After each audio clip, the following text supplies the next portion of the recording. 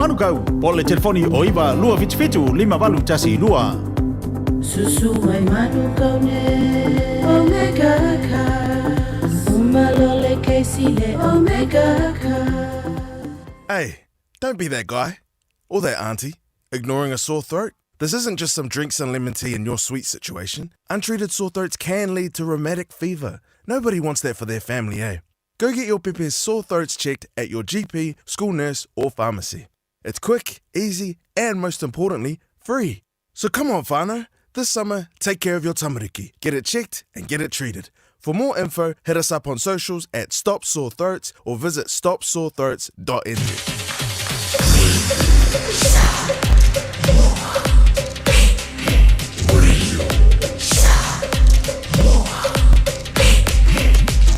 Tasilingoi betul. Am.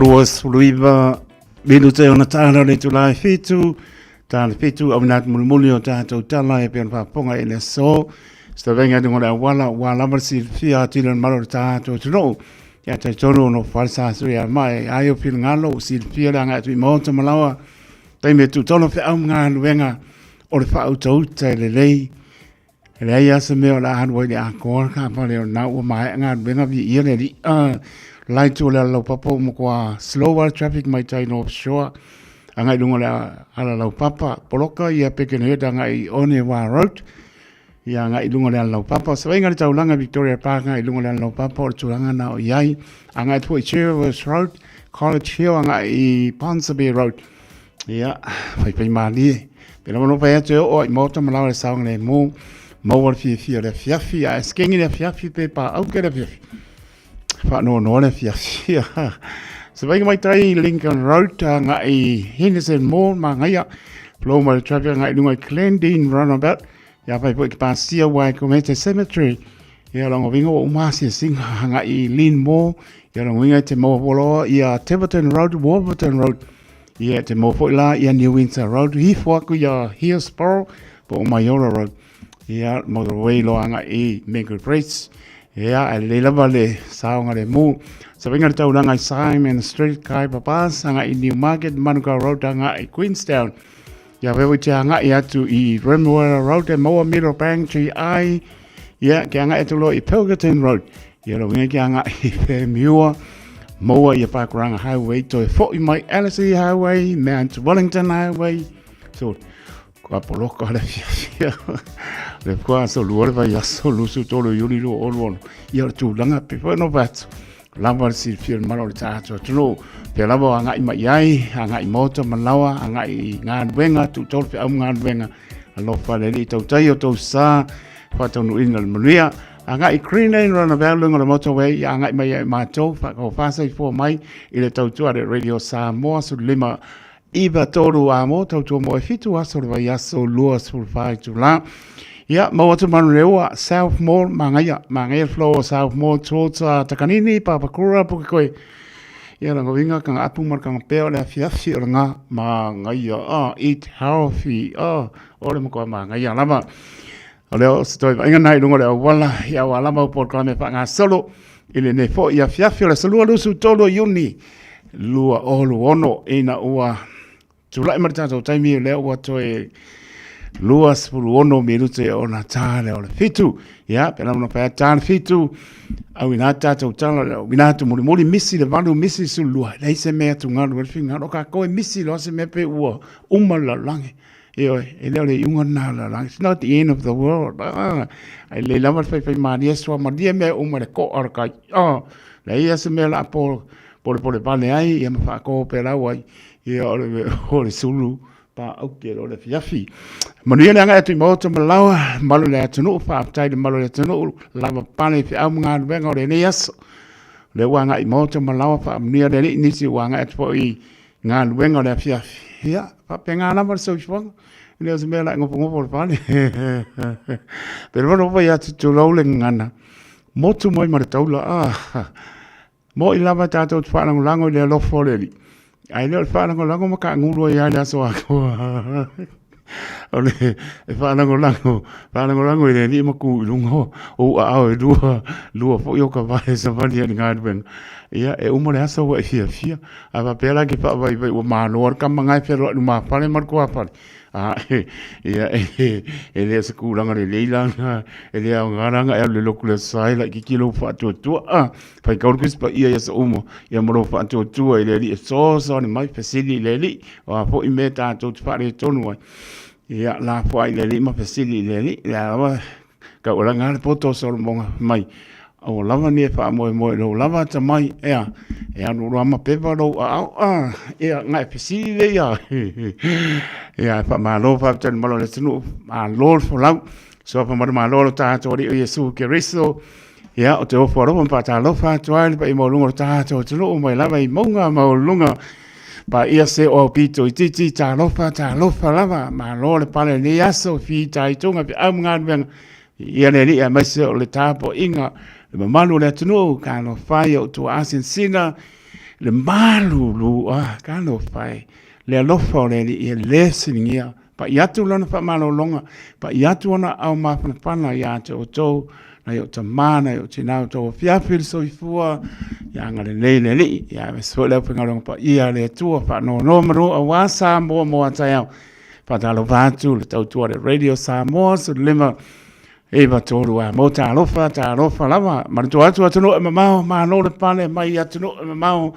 fa fonga mau mai ia mai se lo to talia ina mai mamao le tau tu le radio Samoa poroma pa talo patu ia kilani ia te ronei ta lofa lava ia tu no e mamao ia pa bien fo i mau tanga ngasi mo te malao sa o le fala fu ma po si o to fanga malo le tulu yo por oma pa talo patu ia fa mano longa le la to tuli fa salanga alofa te leatu.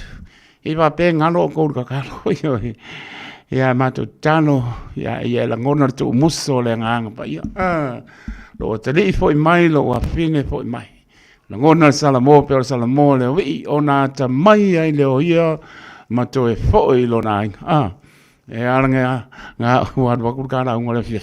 Io o le Samoa e se manga ia me so ma li. Au nge koe fo i wa pe Samoa nge koe fai kai au. E longo vinga. Oe mai Samoa pa ngane au ka fo o leli. E o mar kai nge le lo po fi ele si pa nganga ele Samoa nga sa ko dua. Sa ko pu mo tu Yesu. Ia ai au ngangi aku le si pa nganga. Leli i. Pi va kasi mo e lo ma lo fa bo. Ia wa pa fo fonga le tali leli. Ele fa pe ko ua ko ai si kai ele o kai au mon kala ko ia pe ko ua ko fa kari nga le ai o le so ta te fa tasi mo le pa tai so wala so le o mo ko ke il panka ele yo se ma por panka pe la pa pe Yesu yo va pe ngana so fo ngare ka ki ta pena so fo ya ma lor frau na ya pa nau ya mai le o nga neso e voi se me voi nga upset al mia so ia au lama ia e mo le loto fia ma mo le loto sai se wa fine se wa tali fai la wa nga la to fai a le apo se me fa no pesa si nes pero no fa atu ia so angano just a la wa fa so mo to wa lo le tunu io o wa fine o wa tali ia a lo fa le li ia mo per fia ai one inga se me o e sai mai ai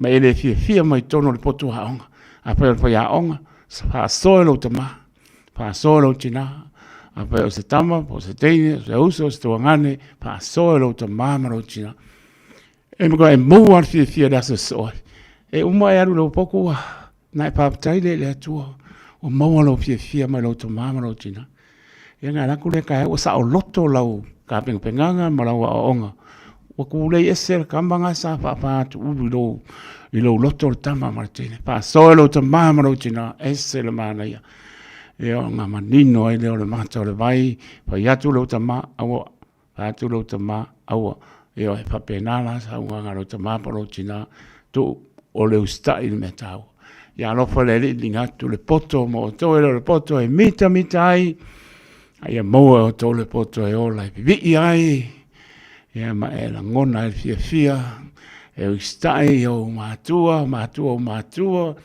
ia o uso o lo tina tu ngane o lo tina le uso o lo tama tu fine o lo tama papena mo le ava pat respect fa lo le na ia mo o to ese le matongo pia mai se o le ngana no me tasi le na no so i fu e to tama o to matua e mo la e te to o le ngano he no e tatou tata no e tatou Nia la fa song sa mo ne pia pila to lunga la wala pa mo mole o fa nga ina telefoni e leo spa to nunga tu alalo io ai pulle al kamalo ma ko lo fa italiana mai so i fo mo la te io pati le lo fo le a kia ke fong se kani pa o ti mo to mala ta o le mo le pasia mo ni le lo po ai kamakau nga vale io le na tu lo sa lo me mata kamanga fia ke minge le lo pa ka na o mai ai ya lo fo le limpu pu to so i fu ta o tele tanga i fa ai lo lungo le wala e le ai ya se si lungo tu la fo lo fo le i lo fa songa sa mo ya file mo le li moto malawa pu le tu no i lungo ala anga i moto malawa ya le anga leo le li ai mo via lama lau ta po inga mo via lau fa ponga ta po ai fa tai te talo mo tama fa lawa sa mo lo ngā rui ta fa fio ke lo pe ma netru ya mo ria tu ma to fa tai ta ua yo ma to lo to fa tai te le nga lei ya mo via lama lau fa songa ne fiafi pa nga solo ta to por klame tali tu lai fitu o na tu muri o ta to tala pe ma sani ai natu le tala le tau a por fito a so for maro ta to no se va ai po eni ta to fa si tinanga i fianga mara fanga fa tonga e kale sim no ta valu o le va fili ya na ngai me volo to mani e pe ma sani ai po so le tu la valu ngai le a foleva por clame mo muri a reto le ona so i fo va le nganga o ta to upo le ola le solu yo tato vai o mam lama yo tato wala sunga fa pinga ngai al sana fu mo no makapi ole na se maya ioi ka ko vo yai vi ala fa songa sa mo a lo fat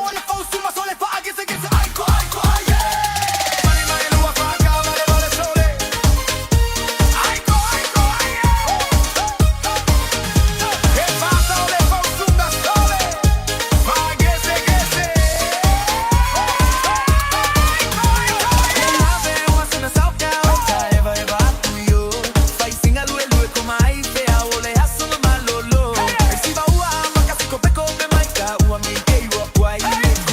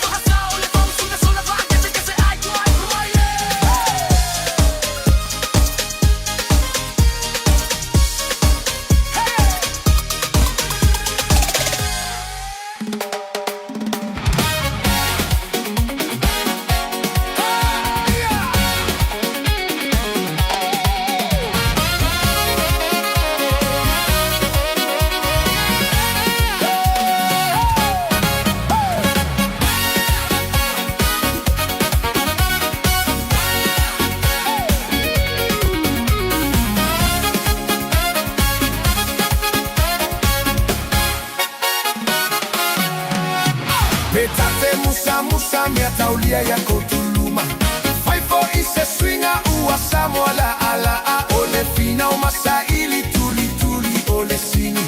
Fai mapa a moe moe ile ali e tele fai ngata tele fo io pua puanga. Ai a etu lava tu uile atu ale anganga. Fina o ya malo awa o se lumana i fai le loto mawalalo mawaleo no sai. Bailo lima, sole sole se soy. Bailo lima, se maca sole que bahia. Se ita o tu si fua fua, ule ai se ko tu kua ua. Vivili luma ta ua. Bailo lima, sole sole se soy. Bailo lima, se maca sole que bahia. Se ita o tu si fua fua, ule ai se ko tu kua ua. Vivili luma ta ua.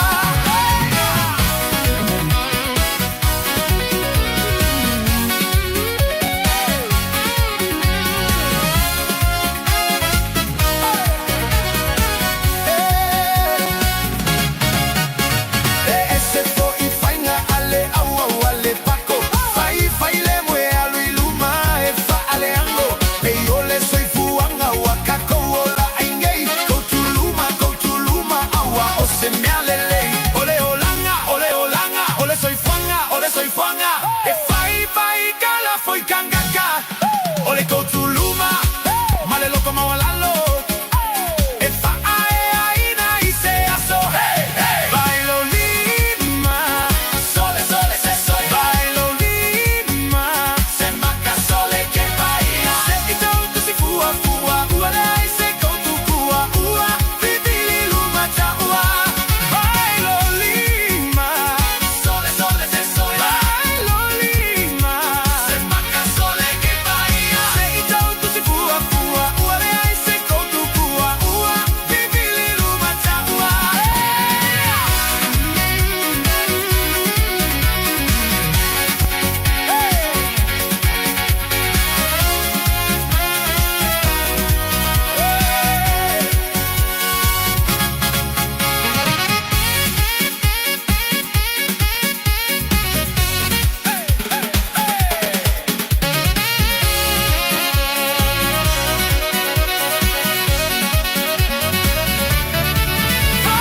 Bailo lima, sole sole se soy. Bailo lima, se maca sole que bahia. Sei da tu se fua fua, ua ai se ko tu kua ua. Vivili luma ta ua. Bailo lima, sole sole se soy. Bailo lima, se maca sole que bahia. Sei da tu se fua fua, ua ai se ko tu kua ua. Vivili luma ta ua.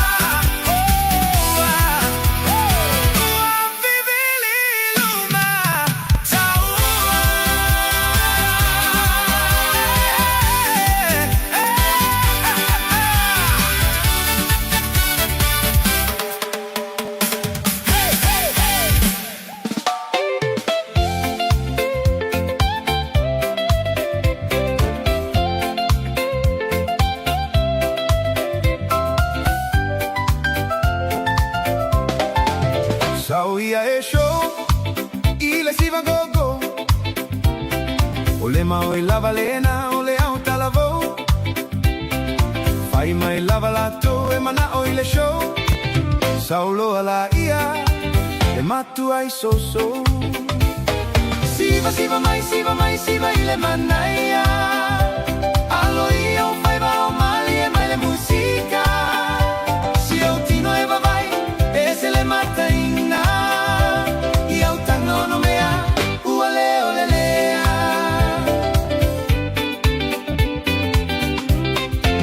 Au ele au laiti, so mai ai le tuisi. Milo loutino masi ova e pe si. Alui lalo e alui luga e alui lalo peise matavili. Feliuliu ai solo, peise alu ole maligi. Siva mai ile manaia. Alo ia o fai va o mali e mai le musica. Si o tino e va vai, e se le mata inna. I au tano no mea, ua leo le lea.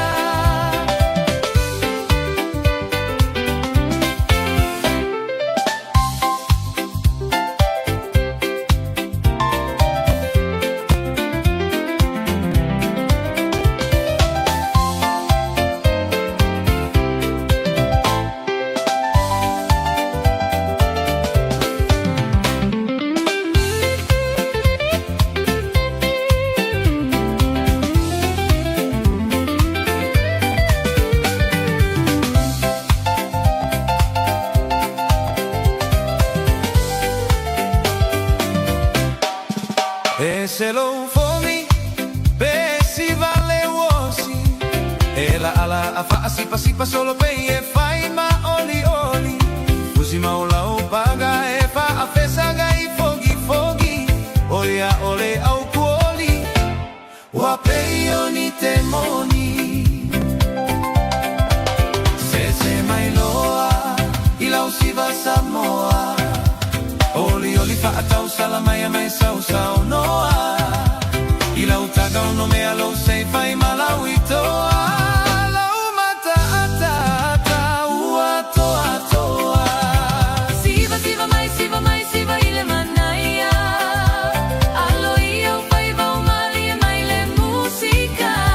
Si eu tino eva vai e se le mata ina. Io tango no mea uale olelea. Io tango no mea uale olelea.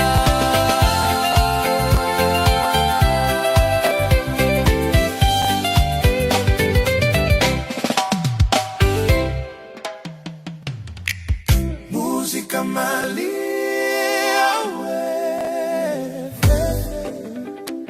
mana yesiva. Musica malia se maya night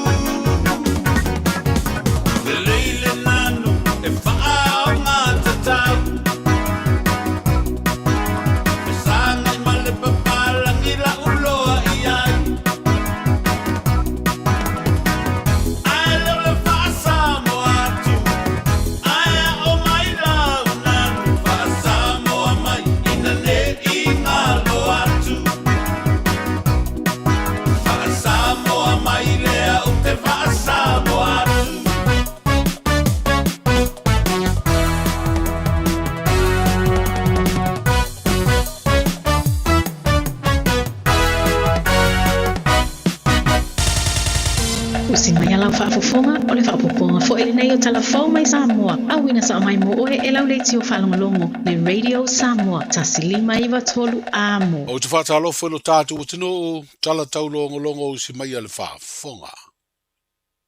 O leo wa whaatali nei leo i Samoa. I tali o lātou whesidi o ave i leo. O leo tunu o Vietnam mō ni tali ali i talavou mai lo tātou o tino. I la ua i o Joseph Va'a ma Steve Toffa. E whesoa soni ai i suenga lo whaanga solo. Leo lo au tū i le sa i lio ni so o tanga i Samoa. I le whaatino ino le sori tū la fono. O mōri ai e leo lea tunu ui ali i talavou o le tātou o tino. O whailoa lea tūlanga e le sui komisina leo.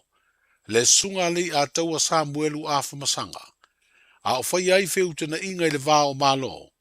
Leo lo o ngāluru e le mta ngāluenga le vā i whafo ma whaataua inga a le malo Samoa. O le tālo sanga na ave mo se awanoa e malanga indi leo sinia. E whaatala noa ia li i talavou i Vietnam. O whaalia le sui komisina e le talia. Ai wana o fesili wa au mai le whaatananga e tu inatu. Ai suenga lo whaanga solo pea. Wa whaailoa le sui komisina.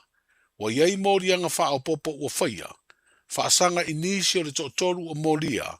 I le tu inatu leo whaamtalanga se i leo ma le whaio se ngai o inga whaala tua. O morianga wha o popo o le wha o ngā leo tupe ele lea i ni ngai o inga sori tu la fono po money laundering. O whaali ai ele a taua Samuelu a whamasanga. Wa laki le vave o ngai o inga leo. Ina ua tupu mai le wha avelave. Matua i ai ali i te lavou o le tunu. Leo mo whai eo na maua ia tupe pe o na tau fiai. Ona toe wha o ngā e ni tangata se to iwa ala tu te ngā tupe. O le solua o le nei vā yaso, e toe tutula i ai le wha amsinonga. I la tau e to tolu o moria mai sue ngā leo. I le sa i lia o so tanga ngā i le wha lave i Vietnam. I le sidia i nei ma le masina talu na wha o le maliu. I a Lorenzo le malu o si tangata anu o Australia. O le te tai o le kengi o le coconut cartel i sini Australia. O i latou o moria i Samoa, o Fred Papali'i, o James Atua marona to'olua o Nakita Charles, ia mao i la ua ia na tau fia mai le malaiwa alele i whale ono. O le wāla unga le wha msinonga wha i tū malo, e te tau na wha mautu mai moria ngā leo, mai lo ai ni tali e i latou i morianga. O Februari o le tausanga i lua o lua tolu, nā lua se ai ma Samoa le li o Anthony Pele, o se tangata anua o se talia o lo sa i lia leo lea tino. Mo o wha iloa e sui komisina o mtanga luenga leo i Samoa. E lea ini wha amau ni ngō li poti ua tā uai, o lo ilo tātu o tino u lea tangata. I le whelo inga matu sitara na wha iloa e sui komisina, le sunga li a taua Samuelu a Whamasanga. Wa nā o le tua a ta ma le uso lea tau le lea sa i Samoa. Ia maa tonu le mafua anga leo le whapeo nisi o lo ilo tātu o tunu ma Anthony Pele. Wa mai o na tala no atu leo le tua a ta maa whapeo le uso lea tau le lea. E peo na whaeloa le sui komisina o lo maua i whaamau maunga le vaenga o whamalanga inga. Na tu ua Samoa ia Februari o le tausanga e lua o lua tolu. E le li o Anthony Pele. Ma o lo tua ia ni soli tu la fono. E au fia ile whao o le maliu i stangata i Australia ia au kuso. O le tausanga e lua o lua tolu.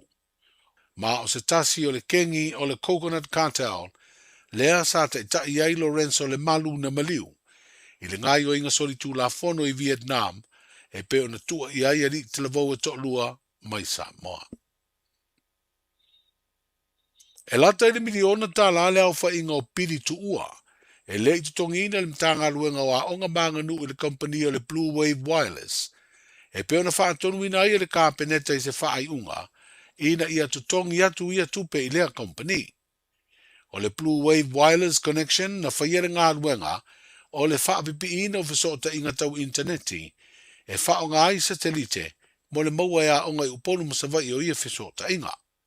O le wha i unga le kāpeneta le salulu o mawai, na wha tonu ina i le tutongi atu o ia pili tuua, e tu sa maliva se lau valsu valuafe, fitu se lau tolu sfuru fitu tā la maleiva sfuru sene, mai vai ngā tupe whaasao ma vai ngā tupe tāla whengai, ale mta ngā luenga o a onga manga no.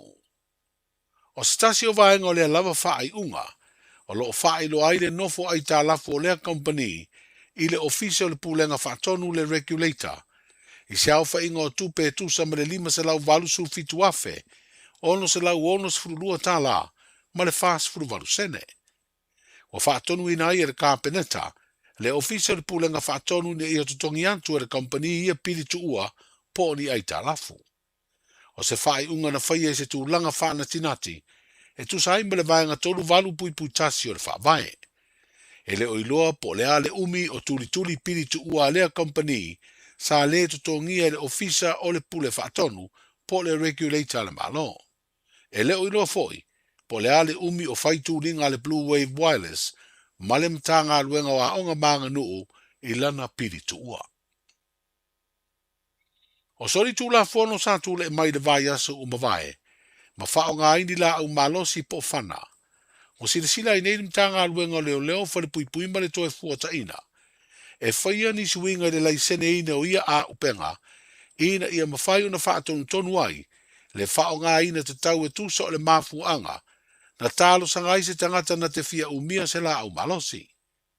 E peo na si le fia o le tere lava o talo sanga, mo le fia maua o se pe mita whaata wai se la au malosi, muri ane la isene whaale tu la fono pe ataria le talo sanga, o le fia leo leo ino se whaato anga mai mei tua o lo ta aloa, po le whao ngai se ati na e manu papalangi po povi.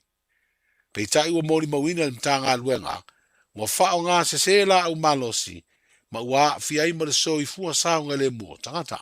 Apaila si sila tunta aluenga to tilo pati le se lubela i peona na isene to sama. Le ase whango mongo ia i whana sa la isene i le to sama utua. E leo whainga moku se whamau maunga e koe kiki a 5 karusanga i vai aso. O le mena reu kiki loi. O le whanga ka ua i le whaifako anga sao. O le fo kiki lo mako i le. Sa mita ia inga kausanga li na winga e kaunga kiki lo mako. Ako e lakura la singa kausanga lo ngalua. Wale se maumanga. O le koengi povi. Ale ia ia fanga. Le ala uma foi mako policy. Every 12 months, vi wat kausanga le pe o koe ku maua me inga mitla makanga. So o kausanga longa lua wale koe fi fai papo. Ala ia ia fanga i kongo fale. Ka o longa vi vok. So ki kilo langa mako ese ima me ko por verso den kia. O fai si umi o vi kausanga nge ia fanga. Enga ia kikilo lo isi ia inga sa fai fo i le ofisa ba ku e si fo kuanga mai kai mi le ma ku fo ku la mai o le fanga nga mit le kai mi mo nga pala ye wa leva nga le ko yengi po wa leva nga le ko yengi po wa leva nga le ko se ma umanga ale ri new kausanga uma no winga vai ma me kausanga le mo ale ko e mita ia inga kausanga uma vivo au mai ko fanga so kikilo nga mako kikilo le foi o mako kikilo e sili le mako ofa ko service le fanganga o mang for free ai saunga le mu ngai le issue fanga so disi foi langa opse le o fai mako policy lo fai ole am fai nga ku leo e fanga se povi fa la lo se povi karsanga mai saunga le mu ko nga ngole uka ko vai a whakere inga whalau whasainga, ko iei mawhanga. Ngō le sanga le musio ka kōku. Le sunga le ataua Samuel uafu masanga, o le sui komisina o mtanga aluenga leo leo, whare pui pui ma le toe fuata ina. O lo sile nei mtanga aluenga le ia toe whaatino se isi por kalame, e tu ina atu ai la au malosi e le whaatanga ina, ona umia se tangata, whapea la au malosi, e le ilesi talaina, ai o lo whaatanga na umia mawhao ngā ilo tātou o tino. O le ua whailo nei e le pūlenga o le laka pi Samoa. Le whiriwhiri ai o le teitei whono o le komiti whaafoe le laka pi o le tātou o tino. Le tō whanā mula uru papali i leota sami leota. E a vea masui o Samoa i to tonu o le World Rugby Council po le whono whaatonu o le pūlenga o le tālonga laka pi e le langi. O se whiriwhiringa wa whailo e se pepo whaamtalanga mai le laka pi Samoa. O se whailonga leo le amana ia le kapia le lulangi. O le tausisia e Samoa. O aia inga o le tūlafono whaavai o lo pulea ma whaafoi ai le kapi. O se whailonga foi, o le maua lunga o le tūlanga o lo whaatino ai e Samoa, le pulea o le tālonga. O se whiriwhiringa o le awha aua wai peo na langona le leo Samoa, I tonu whai o le ati na o le nei tālonga. Mo o whaalia le teitei whono o komiti whaatonu le kapia le tanu o le whiriwhiringa e le ona o se tangata. Ai o se whailonga o le amana ia, o e na mua I malai mai la antou na saina, le ngasu o le tai au, I le ati na eina o le kapi I lo tātou tanu. Tala I o le nei aso, soifu. Pui pui lo a inga I le tau malulu, au e te whaatali. Whaatonu nei loa lau tui ar fulu, a whai wono li mau tau sanga pe o vatu, pe maua o e singa singa se tū mau, mai tanga, po maua foiso o alo I singa singa se tau manawa. E ma whai o na whai e fua lau tui ar fulu. Tanga ia nei le upenga te whailangi. Book myvaccine.health.nz e vave to e whai ngō fie. Mō whapesili manisi whamtalanga. Really mai le vaccination helpline. O valu se lau, lua valu lua iwa lua ono. O valu se lau, lua valu lua iwa lua ono. Po o le fono. O valu se lau, tolu ono ono, ono wha valu. O valu se lau, tolu ono ono, ono wha valu. E siri le puipuia na I lola tonga fitia.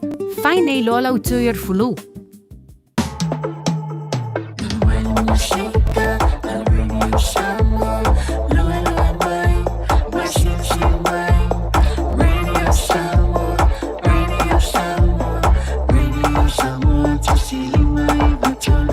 Radio Samoa.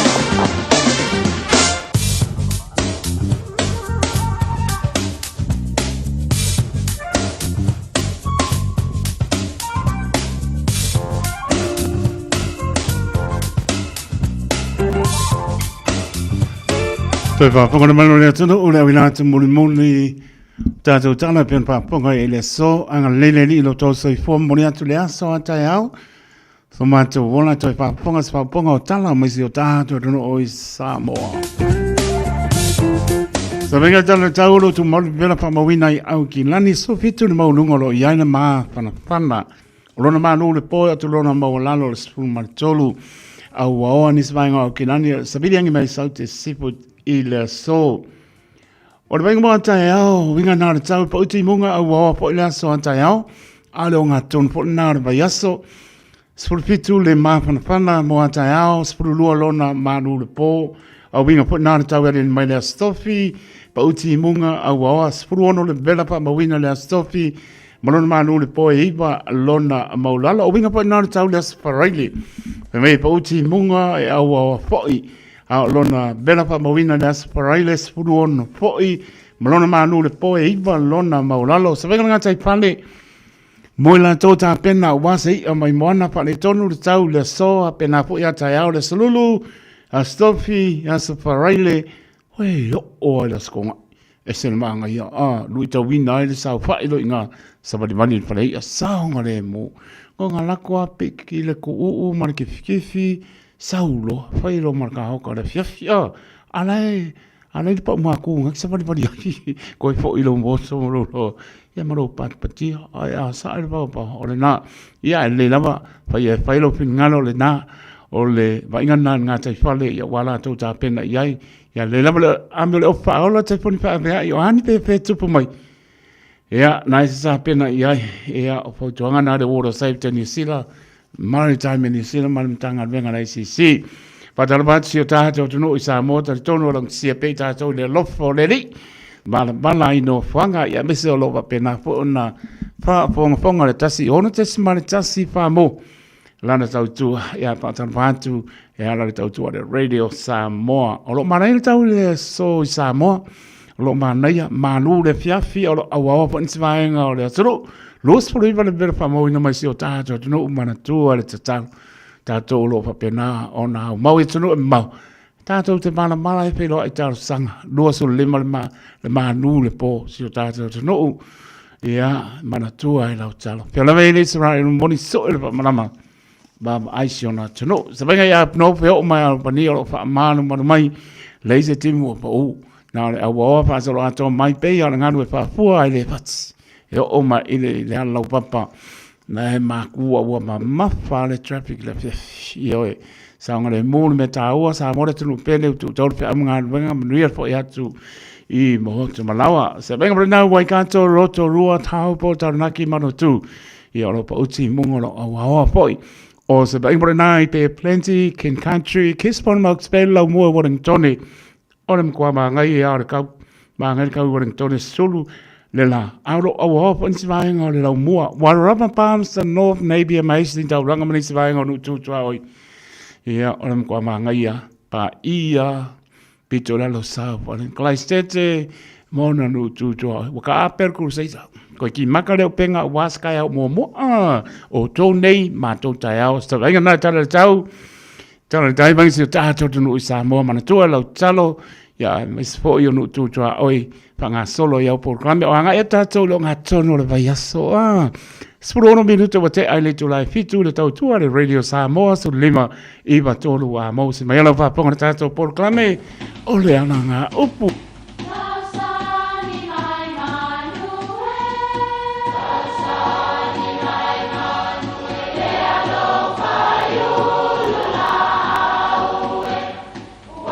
E o whanga manu i ululu o la au, awa e whawhanga i funga o la au. A o le tangata e whawhanga i upu matala. O le mawhileo o alanga upu mamuanga ngana Samoa maona whaapongai, e a fua i lona si o mianga. O lona lea sao i le whaatufunganga o le iloa whaale aso, mai le tautua se ia o ina pule.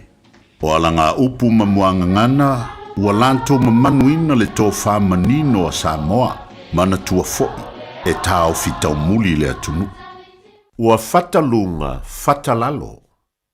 O upo e maua mai fata e tuai tā mafa.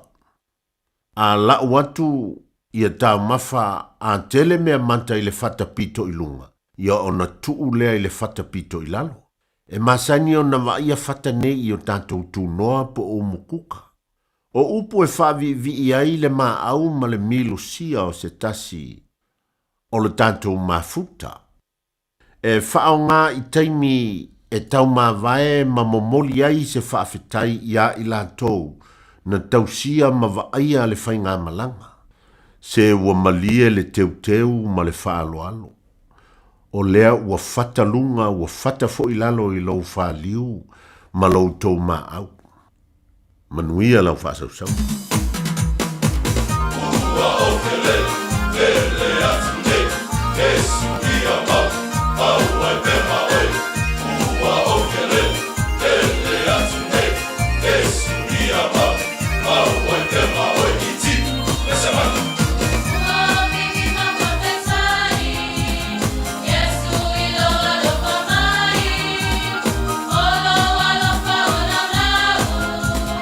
Olo alofa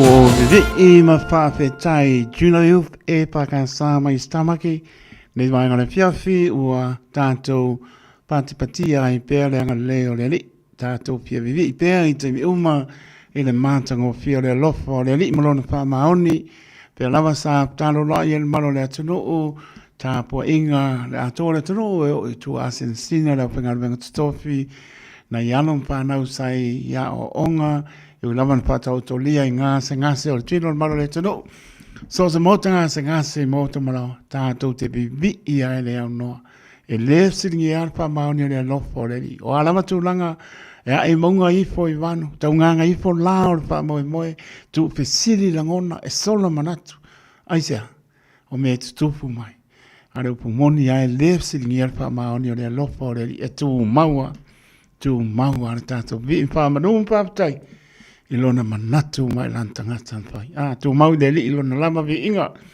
nei masa umai le au noa Losu lo minuto te ele tu lai fitu nai minuto tala tato laina tolo fitu tasi lima i batolo numera o ni ngalo tato email on the air at radiosamoa.co.nz Facebook page malunga le YouTube channel mo le fam no pai mani mai ke le mo ele ska ku le mo le fiafi ea na ba ile pe e fasi sidanga fi anga mana fanga pa tonga ka le sia manu ta le valu ele o wall si pe mano tato tru bao pe man vi ala fa so sa mo mana tua tala lasi sa mo na lava se me we anga i mai mala fionga e ala tlainga ala songa ya ole na man vi ala fa so sa mo me foi mo spin ngaro to mari ole tnu ole afia finei ole ale awai mai ia le fionga tofa Winstein o lo malangatu i Samoa nisi o popang palainga ya pa ya soleli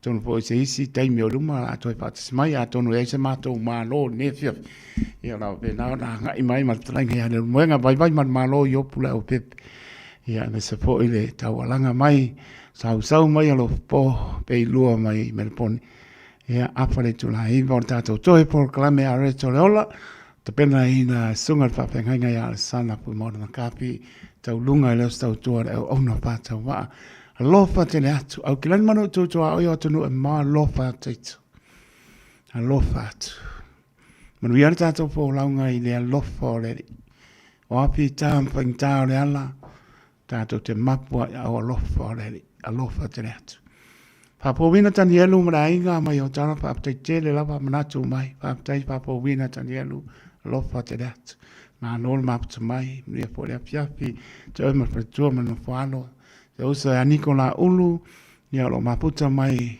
Liverpool lo wa ele One Tree Hill in Liverpool ya lo fatu mo lo Nicola Ulu ma pretua ma no falo sini Australia ya pe po i tina ya ta ele to le pai li pele ma inga ka lo fai a lo fatu tu sa le alta o tato manu lu ma na yamato Pāna meo te olofo nei o tātou tua sensina o mātua e le whaingo whier tau marulu mo rātou. Ia au māwhana whana o leri o whiti ai o tōm tātou uma i le alofa maleanga leo le tō.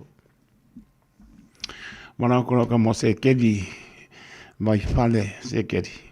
Mai ska pese ngai amaka mai o lau ka mare o le makua kiri kiki ia. Sa makarwa kasil mako au. Ai ke waruka alo malesi ia. Ke rongen kupu. Ka aro mai lesi au kasi ala usumu aku pe fua mola ukama ole ana ona pese nga me siva mai ila musika lo vado so per tua mal no falo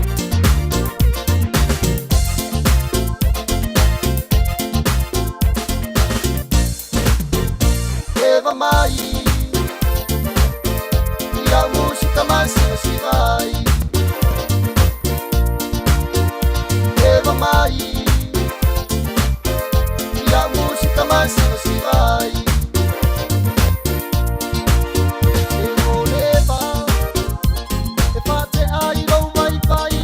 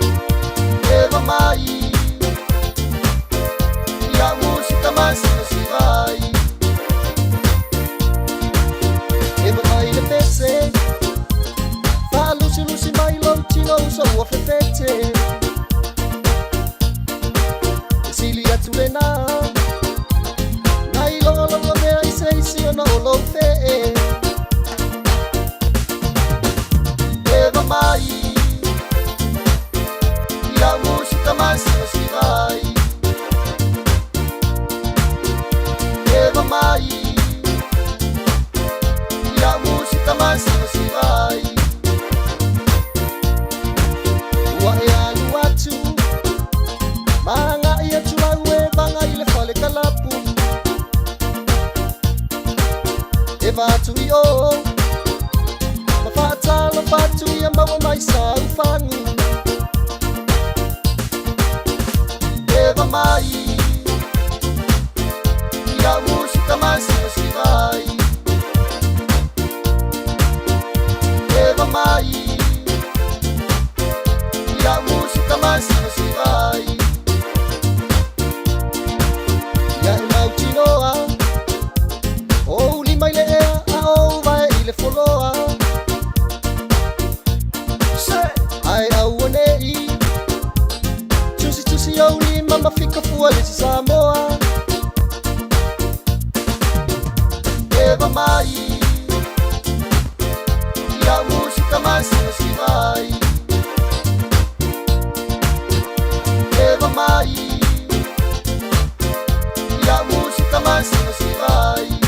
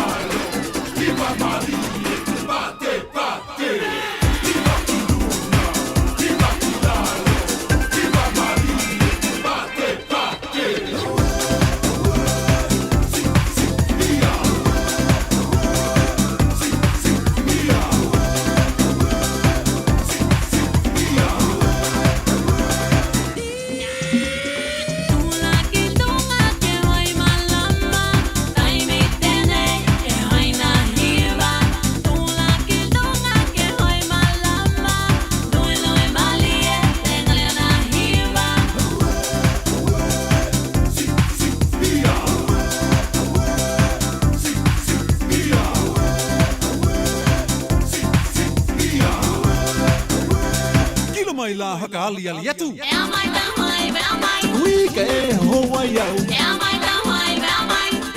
Hira ki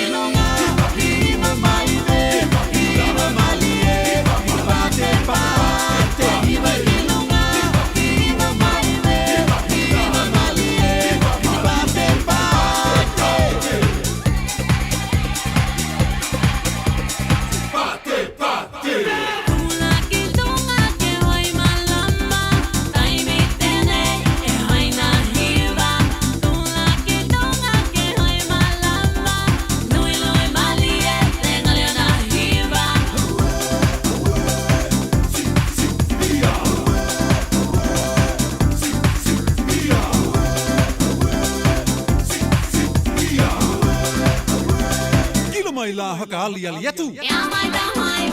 Kui ke hoa iau. Hira kilonga, hira mai le, hira mai le, pate pate, hira kilonga, hira mai le, hira mai le, pate pate.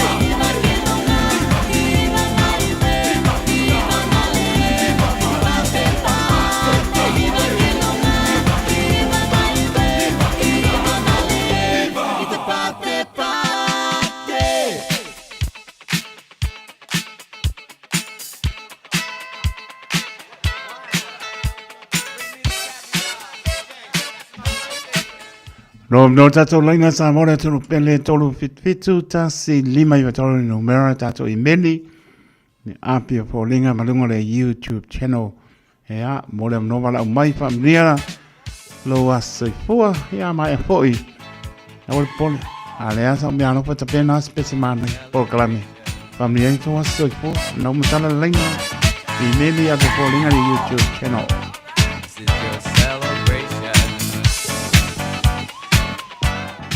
Malo sai po talo pa. Malo lava taito soi po manuia malo lava. Petai lava tina sai po manuia morta manoa. Dia mo ovili ku fa mo le pole sei o fa manguela fa nga o se o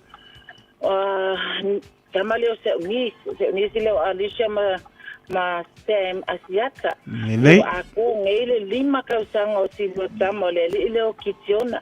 Vi ia le tua nei tau sanga o fo mo o kitiona o tama poto.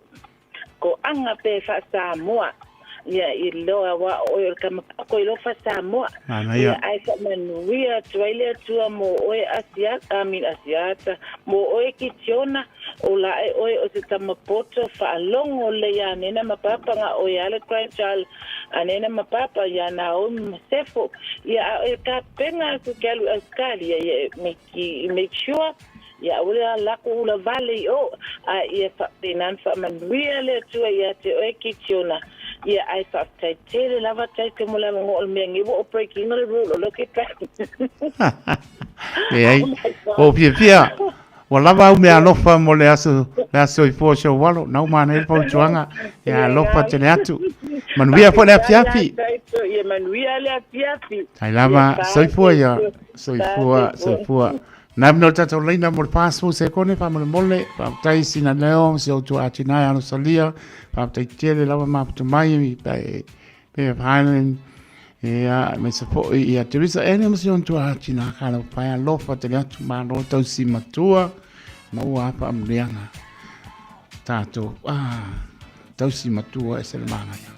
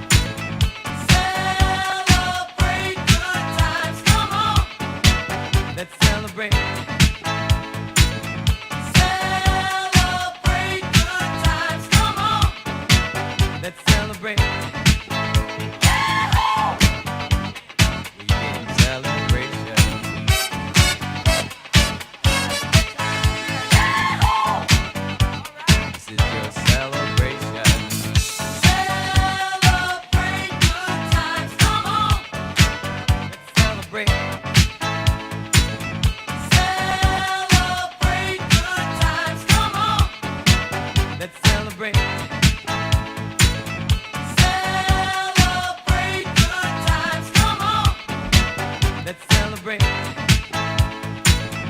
Celebrate good times, come on. Let's celebrate. Hey, ole na umma le seki. Wa ma nei le we me le fiafi.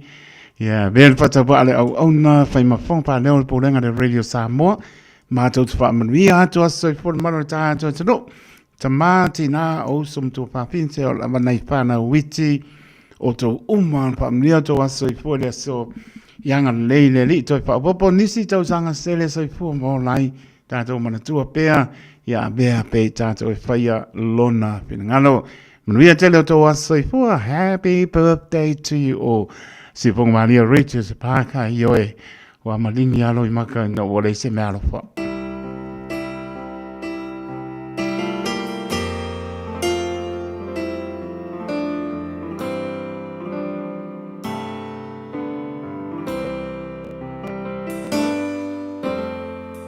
Loi matawa malingi ua ole loa polea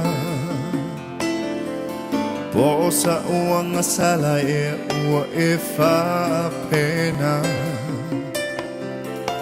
Le maua o se mo na ole manatu ia oe Ua umai lo unei wha moe moe Timunga malela o te alu pea I lo ua lofa ia oe dia I le mumulu ese le nei avenga Masalo o lo ua lofa whaavalea Maunga mafuli maya se I tanu miai Po ole sami e tumui a fe ai Ngona I tino ua o mai le vai vai Ua o leilo se mea a fai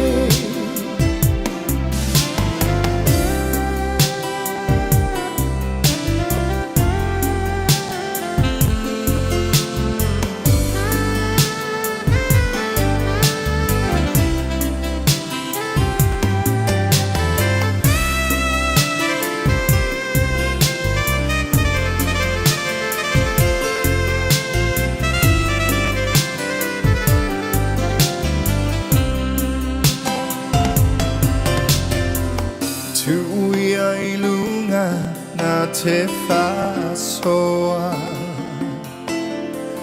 O te inu pe iai O wa o la tau tonga Se matangi e se I e ave e sea Le ne whaingata I aso uma Maunga mafuli maya se I tanu miai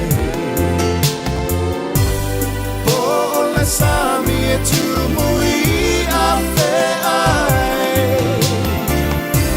Ngona I tino ua o mai le vai vai Ua o leilo se mea a fai Maunga mafuli maya se I tanu miai Po ole sami e tumui a fe ai Ngona I tino ua o mai le vai vai Ua o leilo se mea a fai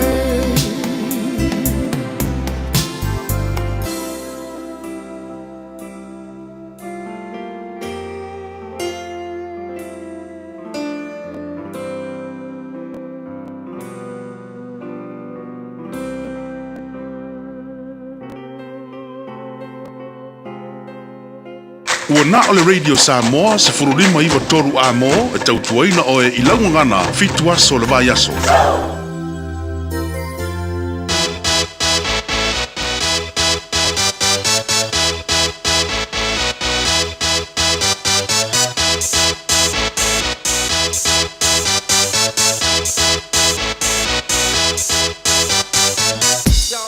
Taimi tole mai, suvalu minute o na tāna le tula valu tāna valu por kamera vau pitili. Au nisi o tātou pāsi silanga leo tau mai mana nganga pā lualo. O ni ngano sau lo minga o le tusi o le so ngā. Ma le lo minga o le vau pitili, ma wai pālu penga o Samoa sipo. Tutuila manua o nisi o tala tuu o Samoa. O ala ngā upu o le mtapa ioian matai. I le whainga o pāla vilame, pei o pai puiponga, maliu, o leo sio singa o ainga, silpa inga o paolo, si I pa loalo, palangingo e kane sia ma le tele, o le ngana o pa longa.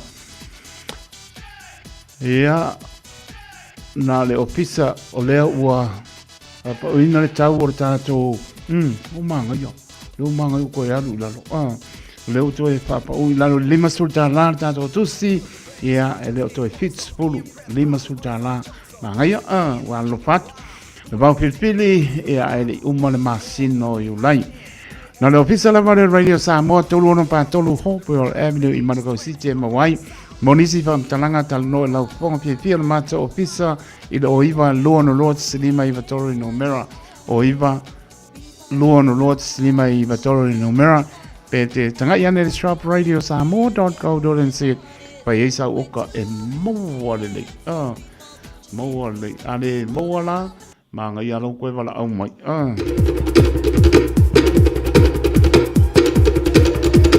Ainga manu.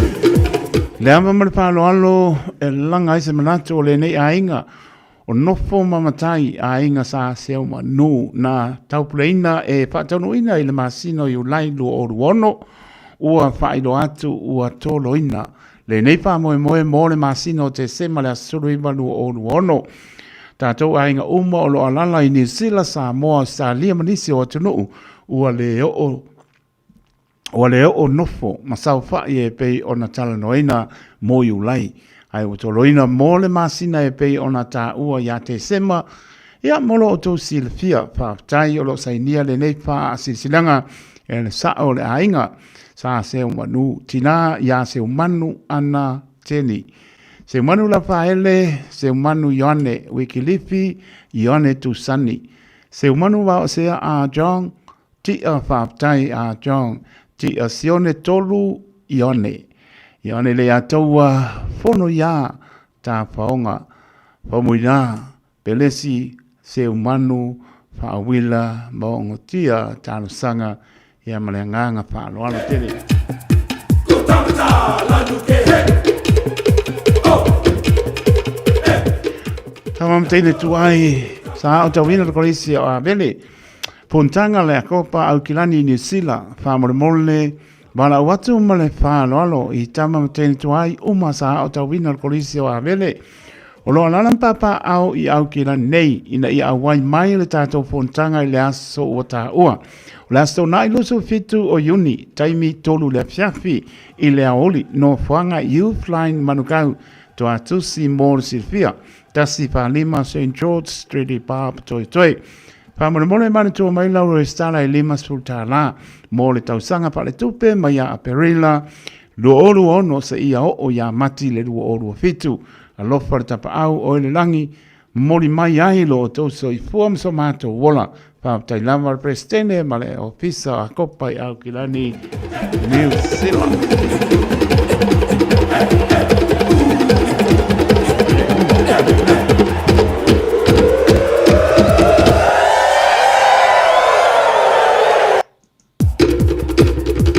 Pasilanga taua mo le mautanga sa punawa pale alili o lo alalam papa au I au kila nei.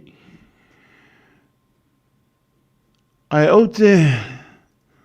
ote taina ao maungaloa e amastala ta afi tu alua leo nei foai le aso le ainga sa umani.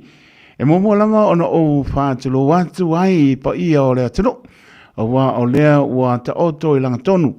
Ma ua uma fo'i o na tu lau pua pa ia mamalu o Samoa. Ia mai le ai lama se tasi nā te toe a me sea. Whasini tonu le nei wha se silanga tā ua I alom tam whanau le nei nuu o sa punawa o lo a fium papa au I au kila nei.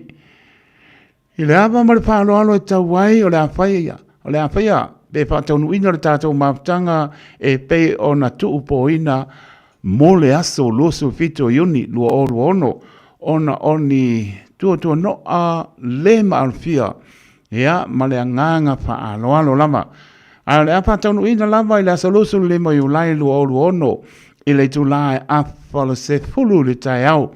I le no fuanga lea sa whaatonu ina ai la tātou lotu wha manatu. I le hola le PIPC o neanga. Whamole mole, la tātou mawtanga manatua mai sau tai ia was tātou wha marastino. Wha pia fo'i a tātou la fonga.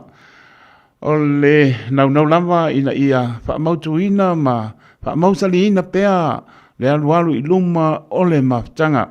Ia ua lama si o tātou whianga I Samoa ma New Zealand nei. E le manatu maulunga tātou tala soi fua ia. Ma ia so po atu iai le soi fua ma le ola. Tātou whea ilo iai I le aso wa ta whaina. Whaia le nei wha sisilanga I le anganga wha anualo lama. Lolo a fono marko miti o le mawtanga whaptai. A inga poto suli I mule avi sali ataua manono. O le anta oto ia wha amaene o tairoroto sa mwhainga Samoa mai lava I le ngalu whaantio o ai tui manoa se ia pa ia le vai luanga o matangi tulou. Whaantilo atu fōi le au whinga luenga le atua o lo whaano no manu a wā le manuia o Samoa mo nei mo mātai au. E iai le taitonunga maurunga o lo o tū maurunga pēr le pule wha soifua. Tulu I a le atua I lo o tō soifua ma so mātou wola. E iai na manatu o le a whangatonu ia. Le malama mawiri tonu le ifia maina e ala I le wha moe o le nei wha silanga tāua. Mo lo tātou a inga poto I muli avi. Sa le a taua I manono. O lea ua a e aise tō wha a le sa o lo tātou a inga le tō wha ia futi tali wha aifo tali. Ua ia whilangalo ai e fia moa sa tātou whiailo inga wha mole I la solimo I ulai I le tū la e wha I le fiafi I le tā peili lua fitu lua tira kau trai Perthwood e fia tala no ina ai ni mata upu tāua mole anga I lumo le tātou ainga a tō ai marwha moenga tāua ia wano tātou ainga I muri avi I Te talo pea male a nganga mawalalo ia morita ia le atua lo tō soifua ma so mātou wola. Le nā aso ua fua ina morita tō whei lo inga. Ea, sainia le tō whai le sao. Futi tali pa eifo te lea matangi olo male nganga whāloalo. So le hapea ua umari. Suere koe kikia orka porkalamele le wadu. Koe sau pia, tau a oia, karikariak. Tama whanau le whianga vai moso. O le ata o toia whamaene o tailoloto, pa ia Samoa, pa ia mai le tai samsama. O le tui manua sa ia pa ia le luoloto, e le ai a se tasi na te toe saango le ngole i ai. Ai whasino tonu le nei wha silisilanga. Ini alo mani tama whanau se o mātou nuu o vai moso. Lalampa pa au i au kira nei. O le pa ia lama lea le su o tama le fale mataia. Susu le o rii ea mare matua o pātau ave. Susu le nofo a tama ia melei ea le matua o to o ala ea matiu fea. Lau lua to wha I ngoa matua. Ia manu leua ea ma le fale anga fulu wha pea. Tō maangwe ea ma le aonga ma lie wha pea le malae. Taluai ono lea ua lalata le vaivaa. Le o koe mamao ai amataria le whaangatama o le lakapi a le au kilani Samoa mo le netau sanga. O le ua barbarusi ai a o le la au iso o tau finangalo so sani a wa su e su e lama lo tātou whaamalama e amabama aise o tātou no o tau so i fua ma tātou wola mai ai e le lama lo tātou to ese o no poto o leo wala au tu ai o tau pa ia ma lo tau mamanu o ai lama se alo ma se tama whanau a lelei nuu vai moso e fia tu mai lona tau au e so soani e le tau mwhainga ma le atina e ina o le aulaka pi a si o tātou nuu e pele le loto ma le anganga a fia mai tala mai au tātou ngā lue whaantasi a fai foi o iaine o tau walo o lo o iai le tāleni e ta lia ma le anganga fia e le tau whailo ina o si o tātou nuu na so i fua ne ai nisi o whetū pupula ma longo ai le nā pa anga tama lakpi o lea e pa sesila tu ai e fia maua sa tātou whielo inga i le asto nei loso fito uni lua o ono i le tu las fulu lua i la uli i le kalapu lakapi o tau au nau si le fia alofangia le atua e tata iatu lo o tauso i fuam so mātou wola tātou whielo iai i le aso e pe ona tā ue lunga ma le whaaloro te lava whaaptai tele o le laulau a fono lakpi tama o le mau i au ke lani ni sila a inga sāsama i nai a inga pe alofani pe se whea mau ia o le whamanatu i suri umo le a inga sāsama i nai a inga pe alofani pe se whea manaia le lua i sātu ia tua samai mo suri umo o lo au mau i so se tafo au te ronei o le tātou wha moe whatau nuu i le asto nei lua so fito iuni lua o lua ono no whanga Melarbet Senior Citizens Hall i le numero tolu Wairere Avenue i Melarbet taimi a porsuta si tai au te pena mai lo a inga mo le tātou wha moe mana tua mai sau plate mo le tātou lunch io a plate lo ingo sa stu pei lo ai le nā aso atu paina whaaptai o le tai fono ai umano so ona ko ma nga yar ke le vasi sanga nepo ai ne payanga wanu ai ni umang payana wan venga sa mo le tunu pele le sa vai asa ma se ma le asa un paio tai so wale a to atu ma lu a me pale poto tau tai se la na tu ama pa ma ngalo le ona pa ta va o iba lu slima iba tolo numera silpia tili ai tala no la ponga fi ma to fisa ea pe tanga i mai tolo no pa tolo hope o Avenue i Manukau City ma wale lei lama ia le tato ofisa ia mananganga pa loalo mai le pulenga le radio Samoa mo pa tau va pa manuia le atua